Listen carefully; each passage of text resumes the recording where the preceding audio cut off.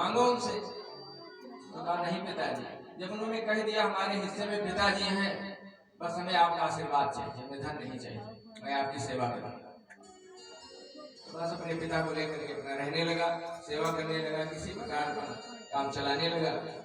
एक दिन एक यज्ञ हो रहा था, अग्निहोत्री ब्राह्मण एक बहुत बड़ा अनुष्ठान यज्ञ कर रहे थे।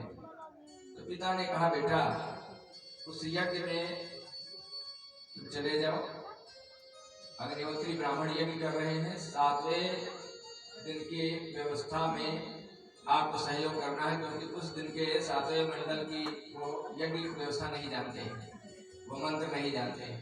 तुम सीख करके आए हो, उसमें जा करके वो यज्ञ करा दो, और उसमें जो यज्ञ के बाद सामग्री बचेगी वो ब्राह्मण लोग तुमको दे देंगे, तुम्हारे कर्म कांड से प्रसन्न होकर के तो सामग्री तुम्हें मिल जाएगी, तुम्हारी गरीबी दूर हो जाएगी।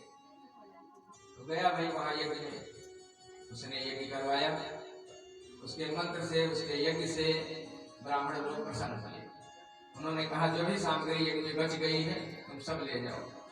जब वो सामग्री बटोरने लगा, समेटने लगा, तो रुद्र भगवान प्रकट हो गए और डांट दिया, कहा कि इसमें हमारा अधिकार है, यज्ञ की बची हुई सामग्री रुद्र लेते हैं, रुद्र का अधिकार होता है। तो उसने कहा कि हमें ब्राह्मणों ने दिया है। तो कहा जाओ पहले अपने पिता से पूछ करके आओ कि बची हुई सामग्री यज्ञ की किसकी होती है। तो अपने पिता के पास आया, पिताजी से कहा कि वहां तो रुद्र ने ले लिया, कहते हमारा अधिकार है इसमें। पिता ने थोड़ी देर विचार किया, उनके अंदर भी स्वार्थ नहीं आया, सत्य बोले हुए।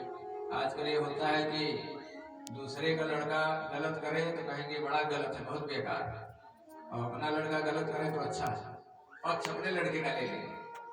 लेकिन वहां उन्होंने पक्षपात नहीं किया, उन्होंने कहा बेटा सही है, शास्त्र सम्मत है, शास्त्र कहता है यज्ञ की बची हुई सामग्री रुद्र की ही होती है। तो फिर वापस गया वो और क्षमा याचना किया, रुद्र जी से कहा क्षमा करिए भगवान, ये आपकी ही है, इसलिए आप इसको ले जाइए। तो पिता की ईमानदारी से, बच्चे की शालीनता से रुद्र देवता प्रसन्न हो गए, उन्होंने कहा तुम ले जाओ। वो सामग्री लेकर के आया और उसकी गरीबी दूर हो गई, और भाइयों ने सारा हिस्सा हड़प लिया था। ऐसे ही अक्सर लोग करते हैं। एक गांव में 2 भाई थे, बाप उसका मर गया, तो बड़े भाई ने जो है सब बेईमानी कर लिया। अंत में 2 चीजें बची, एक भैंस और एक कंबल। अब एक आइटम है, वहां दोनों दिखावा में वो रह गया, बाकी सब तो उसने हड़प लिया था। तो कहा भैया ये कैसे बंटवारा हो। छोटे भाई ने कहा भैया आप जो कर देंगे बंटवारा हमें वो मंजूर है। वो बहुत सीधा साधा था। तो कहा ठीक है, ठंडी का महीना था, ठंडी में पिताजी एक्सपायर हुए थे। तो कहा ऐसा है, छोटे भाई से कहा ये रात में ये हमारे पास रहेगा कंबल और दिन में तुम्हारे पास, क्योंकि रात ठंडी ज्यादा पड़ती है ना, ओढ़ना तो रात में जरूरत पड़ती है। तो चालाकी दिखाया कि रात में हमारे पास कंबल रहेगा और दिन में तुम्हारे पास, कोई बात नहीं, उसने मान लिया। अब रही भैंस की बात, भैंस का कैसे बंटवारा।